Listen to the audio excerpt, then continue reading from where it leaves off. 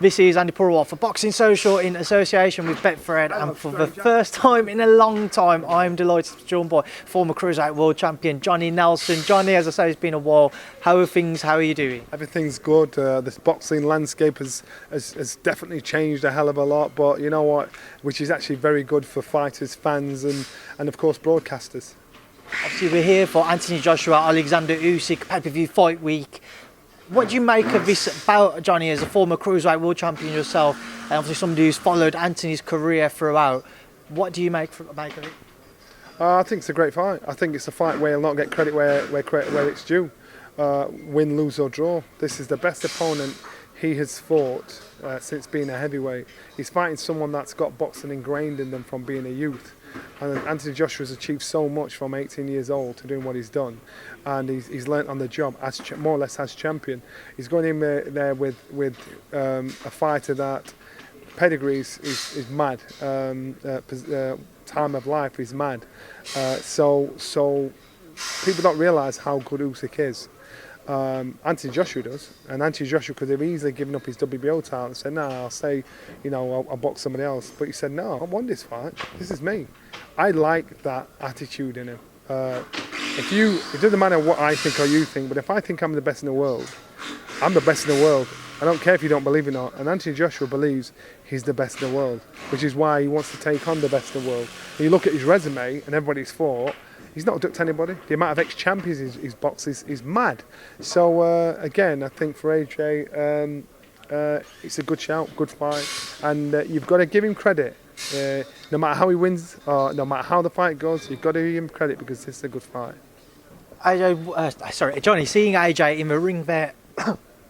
Sorry about that. Johnny, seeing AJ in the ring there, he was only in for a couple of minutes, but he never really gave anything away. He just had a little shadow sparring there. Neither did Usyk either.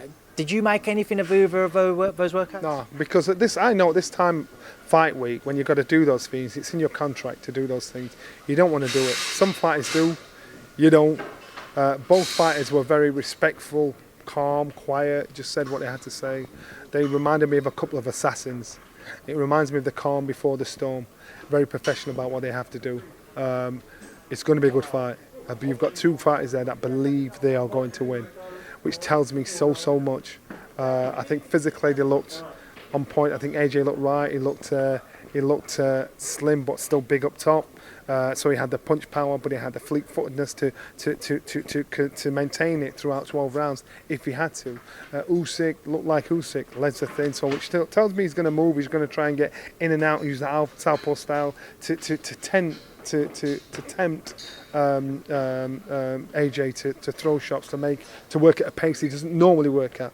I'm quite sure he and Rob McCracken have devised a plan and done the homework and watched Usyk and see what they have to do. You've got two former gold medalists that have actually done it at the highest echelon of is that the right word? The highest level of boxing. So now they've done the same at the heavyweight as well, in the heavyweight division as well.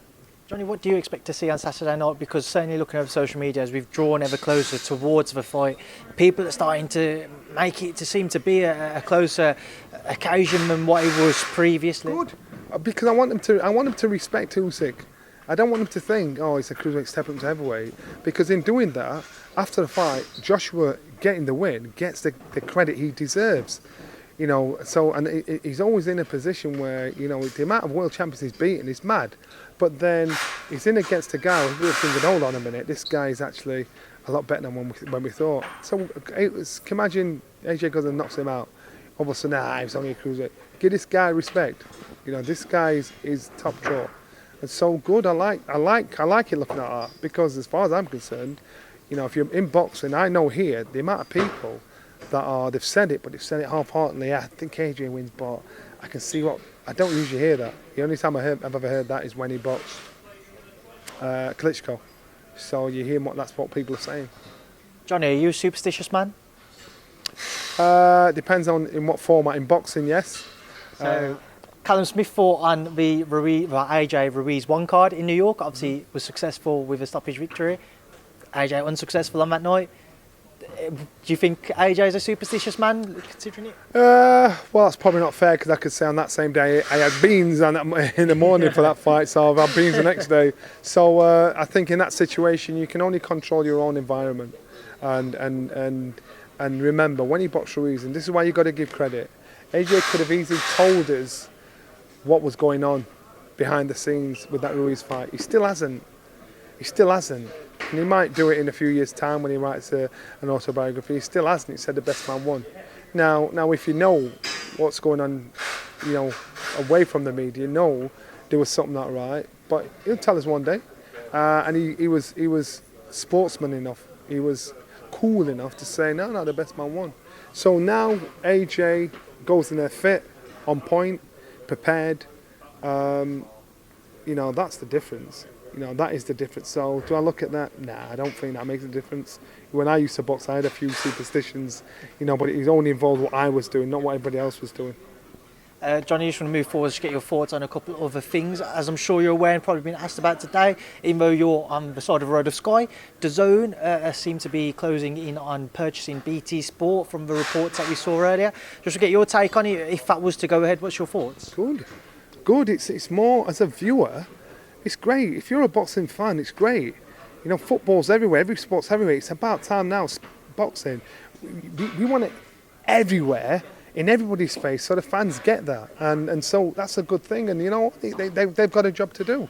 So Sky have been doing this for 30 years. And they've all come and gone. Satanta, BT, BBC, ITV, whatever. They've all come and gone. Sky have still done what they've done. And made sure they've stayed the home of boxing and made sure they've kept pumping it out. So some guys have gone up, some guys have gone down. Sky have been consistent in providing boxing. Why would that change? So if if DAZN are going to buy into BT, good. That's not Sky's business. You can't do what you're doing. And you know what? I think DAZN have got a good front man in that with Eddie. If anybody can do it, he can. So again, it's good. Johnny, what's it been like to work with Ben Shalom in these early stages? I've only met him a few times. He's a young guy. He's like a young version of Eddie. Sorry, not verbally, but ambition-wise, ideas-wise. So he's going to have have his pants pulled down a few times before he earns his stripes, which he understands that. But he's he's smart, he's sharp. He has vision, and that's what you need. Someone that's got vision. You'll never get anybody that's going to be the new Eddie, because Eddie, I'll always say, he's the best at what he does. But I just think that Ben is getting the job done. And again, his job is to provide a new outlook, and to provide something new for fans to watch, to see. And he's given a chance for fighters that we haven't seen before. Giving them a platform, so he's giving them a chance to fail. So there's a platform. If you can do it, off you go. And usually, what would happen then with these is guys like that don't get a look in because you've got a queue behind somebody else to drop off. You've got a queue behind a Conor Ben to drop off, or an Anthony Joshua or Dylan White to drop off. So now it's a chance for these other fighters to get airtime. You mentioned Dylan White. He's facing Otto Wallin October 30th. What's your take on that fight? Good fight. I rate Dylan. I think he's played a great racing game, and I like how he's changed his life. He's obsessed now. He's made boxing his lifestyle, and so to me that means he's a winner through and through. He's moved over to Portugal. He loves the gym. He lives the gym. Not many fighters do that, Some fighters, when they're not fighting, they just disappear, and that's what they do. He's immersed himself in our sport, so you can only respect that. So for that fight again, I think Dylan gets the win. I think Dylan, again, he just brings pure brute force, and he's raw, and that will never change, and that's what I like about him.